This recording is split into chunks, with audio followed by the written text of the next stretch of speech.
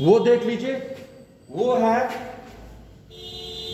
State superficient principle of waves, 12th में भी है, लेकिन आप लोगों को मैं यहां पर भी पढ़ाऊंगा superficient principle of waves, state and explain superficient principle of waves, आगे भी जरूरत पड़ेगा।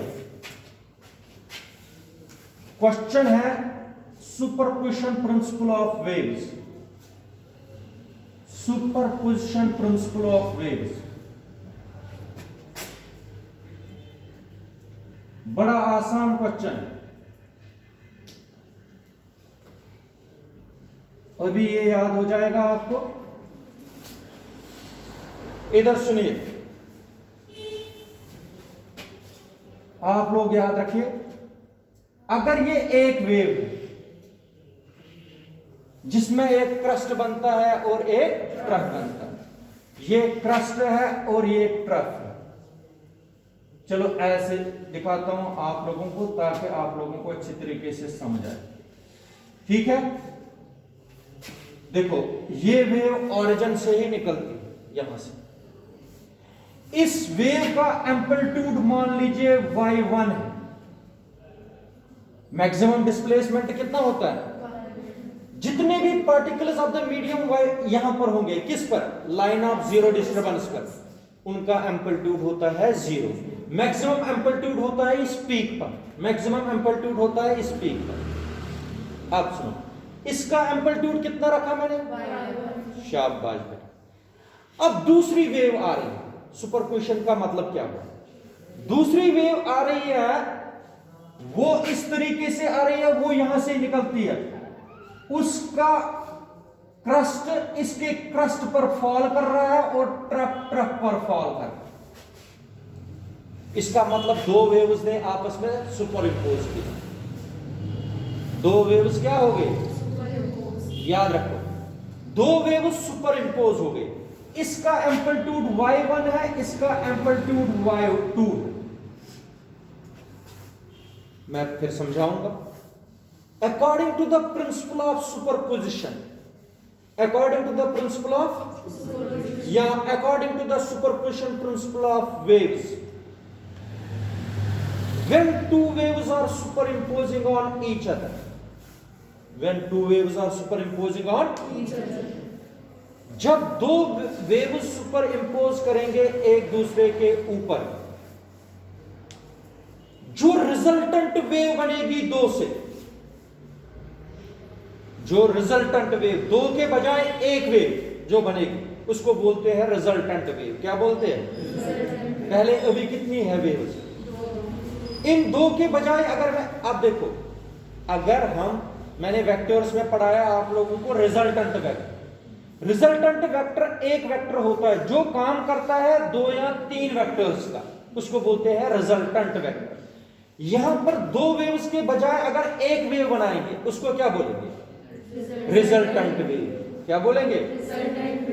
आप लोग देख लीजिए, according to the superposition principle of waves, according to the superposition principle of waves, the amplitude of the resultant wave, अगर ये resultant wave होगी, ये डार्क जो बनाई मैंने, फिर मैं बताऊंगा क्या है क्या नहीं है, पहले आप लोग स्टेटमेंट बताओगे। According to the superposition principle of waves, the amplitude of the resultant wave, तीसरी वेव क्या है? The amplitude of the resultant wave is always equal to the vector sum of displacement vector, vector sum of the amplitudes of the two individual waves, vector sum of the amplitudes of the two individual waves, that is y1 vector plus y2 vector। जरा पढ़ो superposition principle. According to the superposition principle of waves, the amplitude of the resultant wave, resultant wave तीसरी wave होती है, y है इसका amplitude, the amplitude of the resultant wave is always equal to the sum of the amplitudes of the two individual waves। इसका amplitude का sum और इसका vector sum of amplitudes of two individual waves. याद रखा। मगर superposition principle जो है, superposition होती है दो वेव्स के, जो दो वेव्स सुपर इंपोज कर रही है, it is of two types. Superposition of waves is of two types, principle नहीं, superposition of waves is of two types. First superposition is called constructive superposition. क्या बोलते हैं इसको? Superposition of waves is of two types. First one is called constructive superposition. क्या बोलते हैं इसको? Constructive. And second one is called destructive superposition. क्या बोलते हैं इसको? दोनों समझाऊंगा मैं अभी। इधर देख लीजिए, अब मुझे समझाना है कंस्ट्रक्टिव सुपरपोजिशन, फिर रिपीट करूंगा। पहले आप लोग कंस्ट्रक्टिव सुपरपोजिशन देख लीजिए। Constructive superposition, when two waves are superimposing on each other in such a way, when two waves are superimposing on each other in such a way that crest of one wave falls on crest of another wave, or trough of one wave falls on the trough of another wave। पढ़ो, एक तो आप लोगों को पढ़ना पड़ेगा तभी याद रहेंगे दोनों। शाबाश। कंस्ट्रक्टिव सुपरपोजिशन में किस तरीके से बोलोगे? when two waves are superimposing on each other in such a way that crest of falls on trough of one wave falls on the trough of then the amplitude of the resultant wave is equal to the vector sum of the amplitudes of the two। अब मुझे बता दीजिए, अगर amplitude इसका 3 centimetre है पहली wave का, दूसरी वेव का है 5 सेंटीमीटर, एम्पलीट्यूड कितना बनेगा? 3 + 5 कितना बन गया? ये जो रिजल्टेंट वेव है इसका एम्पलीट्यूड बढ़ जाएगा कि कम होगा? ये जो तीसरी वेव है इसका एम्पलीट्यूड जो है ये बढ़ गया, क्योंकि इसका एम्पलीट्यूड इन दो एम्पलीट्यूड्स के सम के बराबर है, इसलिए जो ये रिजल्टेंट वेव है इसका एम्पलीट्यूड इंक्रीज हो जाएगा।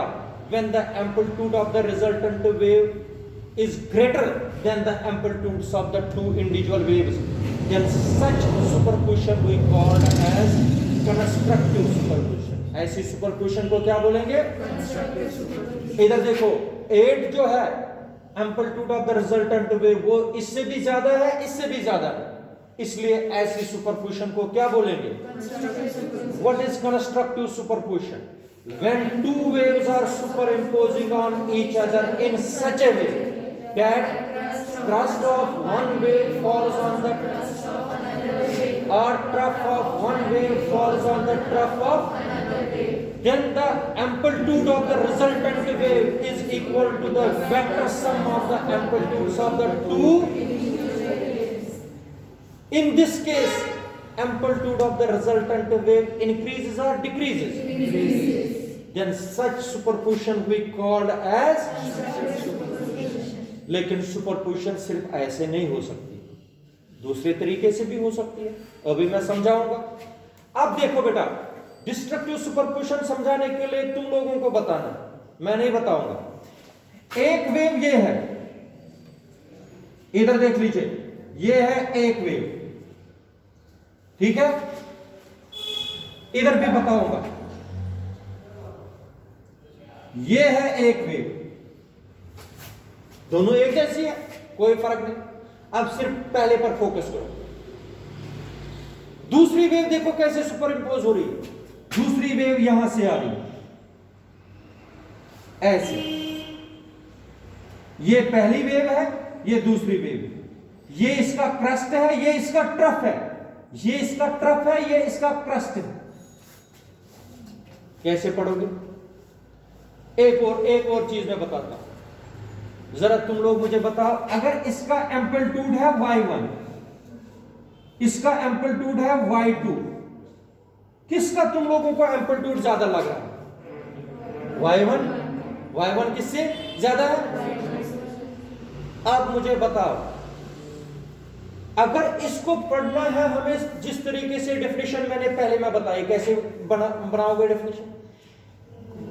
When two waves are superimposing on each other in that crest of one wave falls on the crest कहां है? कौन crest बोलता है? शाबाश, फिर से पढ़ो। When two waves are superimposing on each other in such a way that crest of or trough of one wave falls on the crest of, then the amplitude of the resultant wave is given by the difference of the amplitudes of the two individual waves.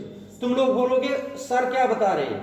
इधर देखो, इधर क्या है amplitude, इधर क्या है amplitude? तुम लोग पहले मुझे बताओ, अगर ये 5 सेंटीमीटर है, ये 3 सेंटीमीटर है, रिजल्टेंट वेव का एम्पलीट्यूड कितना होगा? 2 सेंटीमीटर बोला आप लोगों ने, अच्छा बोला। मुझे बताओ वो कहां से वेव बना होगा? वो वेव कहां से बनाऊंगा? उसका एम्पलीट्यूड कहां से होगा? और कितना एम्पलीट्यूड बनाना है उसका? कितना? 2 सेंटीमीटर बनाना है ना। वो वेव बनेगी इतनी। ये बन गई रिजल्टेंट वेव। इस वक्त रिजल्टेंट वेव ये है डार्क वाली। इस बेटा इसका एम्पलीट्यूड कितना होगा? सिर्फ 2 सेंटीमीटर। और पता है कैसे बनाते हैं वेक्टरली? आप लोगों को ऐसे लिखना है, y vector is equal to y1 vector. क्या लिखना है? प्लस, क्योंकि वेक्टर सम होता है सुपरपोजिशन प्लस। मगर अगर ऊपर एम्पलीट्यूड, अगर ऊपर डिस्प्लेसमेंट पॉजिटिव लेंगे, नीचे क्या लेंगे? डिस्प्लेसमेंट। हाँ, यहां पर लिखोगे माइनस y2। इसका मतलब है y1 की डायरेक्शन और y2 की डायरेक्शन क्या है? हाँ बेटा, तो इसको फिर इसके साथ मल्टीप्लाई करने पर क्या बनेगा? y1 माइनस, हाँ ऐसे बनाओ, ठीक है बेटा। लेकिन ये तो तुम लोगों ने देखा। अगर अब ऐसे हो,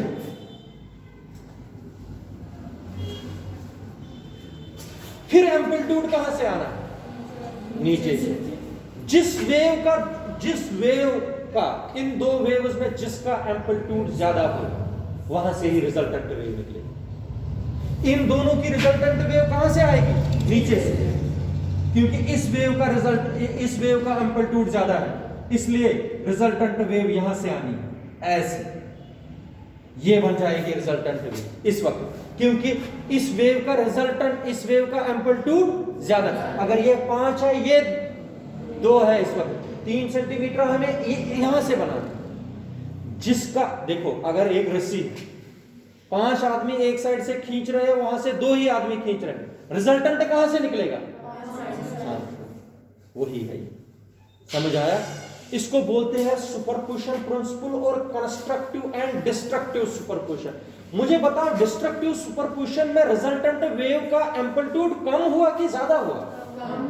इसलिए इसको बोलते हैं डिस्ट्रक्टिव सुपरपोजिशन। डिस्ट्रक्टिव सुपरपोजिशन में कौन किस पर फॉल करता है? क्रस्ट किस पर करता है फॉल? एक वेव का क्रस्ट दूसरे वेव के एम्पलीट्यूड कम होता है कि ज्यादा? उस वक्त आवाज अगर सुनाई देगी कम कि ज्यादा? कम। जब एम्पलीट्यूड ही इंक्रीज होगा, आवाज उस वक्त ज्यादा सुनाई देगी कि कम? हाँ, ये याद रखना। सुपरपोजिशन तो यही बोलता है, जिस वक्त एम्पलीट्यूड ज्यादा, उस वक्त आप लोगों को ज्यादा सुनाई देगा। जिस वक्त एम्पलीट्यूड क्या होगा? ये मैं एग्जांपल बता रहा हूं। मतलब इनको बोलते हैं सुपरपोजिशन प्रिंसिपल ऑफ। इधर सुनिए, मैं